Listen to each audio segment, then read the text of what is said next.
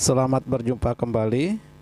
Hari ini kita lanjutkan pelajaran matematika tentang bagaimana cara mengubah pecahan biasa ke pecahan desimal.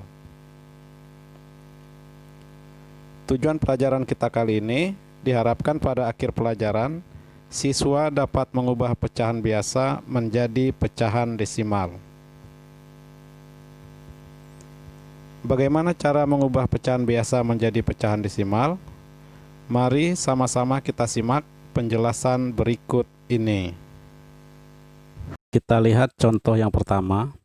Berapakah pecahan desimal dari 1/2? 1/2. Nah, kalian pasti masih ingat bahwa pecahan itu ada pembilang dan ada penyebut. 1/2, pembilangnya itu 1, penyebutnya adalah 2. Jadi 1/2 itu sama artinya dengan 1 dibagi 2. Jadi kali ini Pak Guru akan menjelaskan bagaimana cara mengubah pecahan biasa menjadi pecahan desimal apabila pembilangnya lebih kecil daripada penyebutnya. Nah, 1/2 tadi itu sama artinya 1 dibagi 2.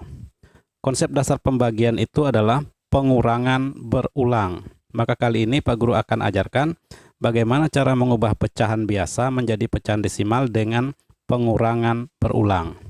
Kita buat garis dulu seperti ini. 1, kemudian di bawahnya 2. Nah, lihat, ini angka 1, ini angka 2. 1 lebih kecil daripada 2, artinya 1 tidak cukup dikurang 2. Karena tidak cukup, kita pinjamkan angka 0. Kalau di sini kita pinjamkan 0, di atas juga kita kasih 0. Seperti ini. Nah, sekarang tinggal dihitung. 10 kurang 2 sama dengan 8. Nah, 8 ini masih bisa dikurang 2 lagi, maka kita tulis 2. 8 kurangi 2 lagi. 8 dikurang 2 sama dengan 6. 6 masih bisa dikurang 2. 6 dikurang 2 sama dengan 4. 4 juga masih bisa dikurang 2, maka kita tulis 2 lagi di bawahnya. 4 dikurang 2 sama dengan 2. Kemudian 2, apakah masih bisa dikurang 2? Masih bisa, kita tulis lagi 2. 2 kurang 2 sama dengan 0. Nah, sekarang tinggal kita hitung berapa banyak angka pengurangnya. Kita lihat. 1, 2, 3, 4, 5. Berarti ini 0,5. Ya, seperti itu. Contoh yang kedua. Berapakah pecahan desimal dari 2/5? Nah, perhatikan lagi. Di atas tadi pembilang, di bawahnya penyebut. Pembilangnya lebih kecil daripada penyebut. Kita buat lagi garis seperti ini. 2, kemudian 5. Nah, kita lihat. 2 lebih kecil daripada 5. Berarti 2 tidak bisa dikurang 5. Karena tidak bisa, kita pinjamkan 0. Di atas juga kita tulis 0. Nah, 20 kurang 5 sama dengan 15. Oke. Sekarang 15 ini apakah masih bisa dikurang 5? Ya, masih bisa. Karena masih bisa, kita tulis 5 lagi. 15 dikurang 5 sama dengan 10. 10 apakah masih bisa dikurang 5? Bisa. Kalau bisa, kita tulis 5 lagi. 10 kurang 5 sama dengan 5. 5 apakah masih bisa dikurang 5? Masih. Kita tulis lagi 5. 5 kurang 5 sama dengan 0. Kalau sudah 0 berarti selesai. Karena 0 tidak bisa dikurang 5. Nah, sekarang tinggal kita hitung berapa banyak angka pengurangnya. Hitung sama-sama. 1, 2, 3, 4. Berarti tulis sini 4. Jadi, pecahan desimal dari 2/5 itu adalah 0,4. Selanjutnya, berapakah pecahan desimal dari 3/5? 6. 3 per 6. Kita buat garis dulu seperti ini. 3, ini 6.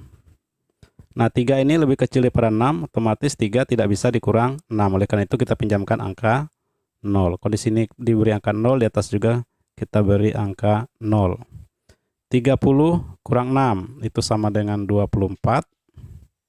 Nah, 24 ini masih bisa dikurang 6 karena lebih besar daripada 6, maka kita kurangi 6 lagi.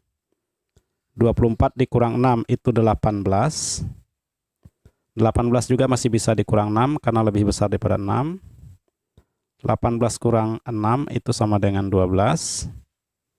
12 juga masih bisa dikurang 6 karena 12 lebih besar daripada 6. 12 kurang 6 sama dengan 6. 6 ini juga masih bisa dikurang 6 karena 6 kurang 6 masih bisa. Maka kita tulis lagi di sini 6. 6 kurang 6 sama dengan 0. 0 tidak bisa lagi dikurang 6 karena 0 lebih kecil daripada 6. Nah, sekarang kita tinggal hitung angka pengurangnya. Berapa banyak angka pengurangnya? Kita hitung sama-sama. 1, 2, 3, 4, 5. Berarti kita tulis ini 5. Jadi pecahan desimal dari 3 per 6 itu adalah 0,5.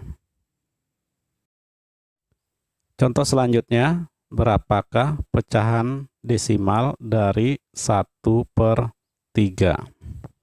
Kita buat garis dulu seperti ini. Ini 1, ini 3. 1 lebih kecil daripada 3. Artinya 1 tidak cukup untuk dikurangi 3. Supaya cukup bagaimana? Kita pinjamkan 0. Di sini juga tulis 0. 10 kurang 3 itu 7. 7 ini lebih besar daripada 3, berarti masih bisa dikurangi 3 lagi.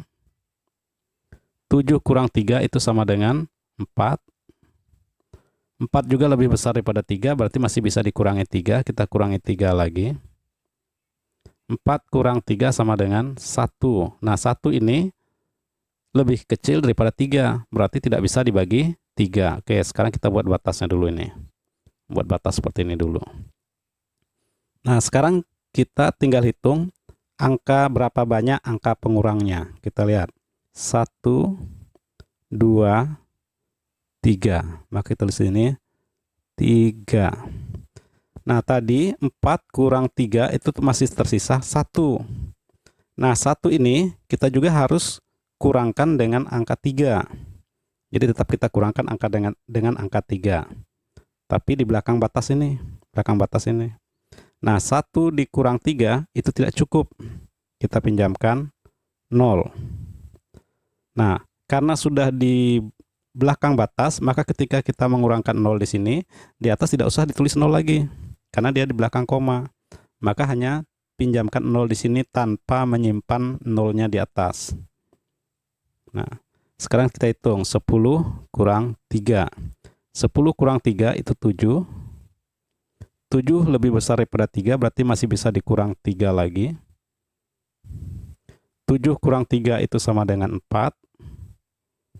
4 lebih besar daripada 3, berarti masih bisa dikurang 3 lagi. 4 kurang 3 sama dengan 1.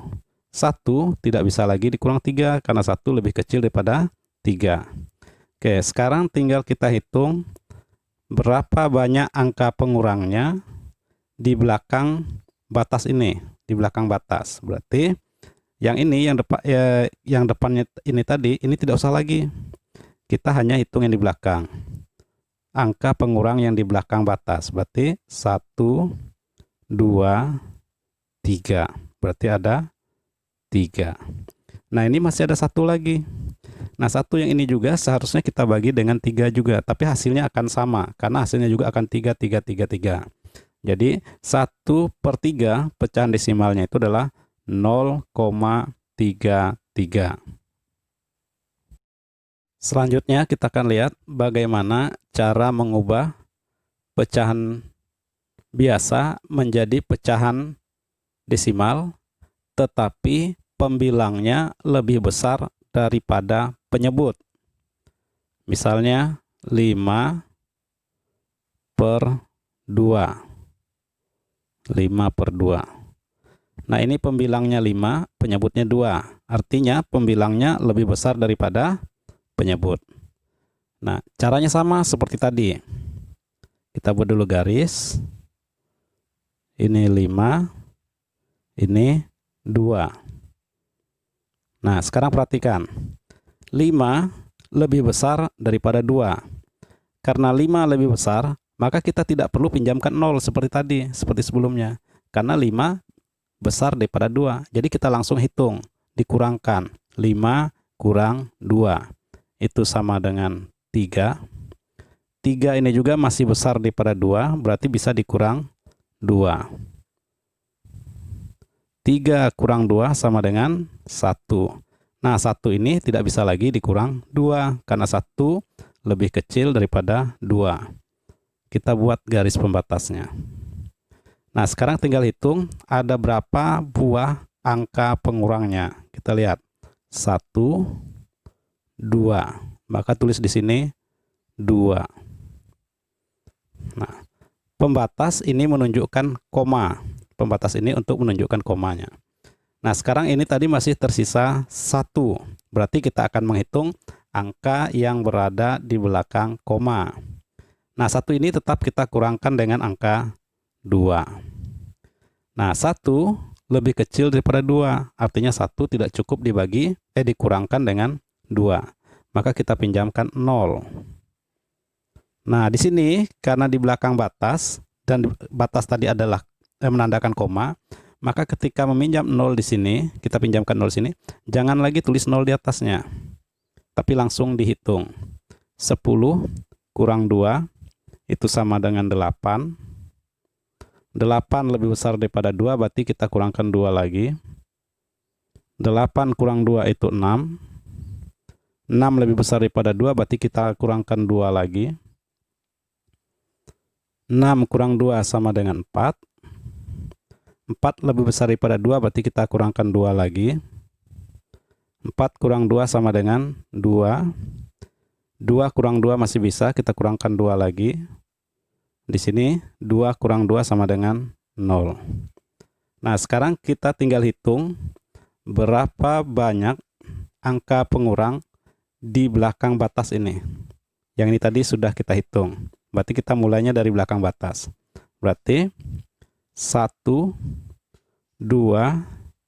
3, 4, 5. Berarti di sini 5. Jadi 5 per 2, pecahan desimalnya adalah 2,5. Selanjutnya, berapakah pecahan desimal dari 7 per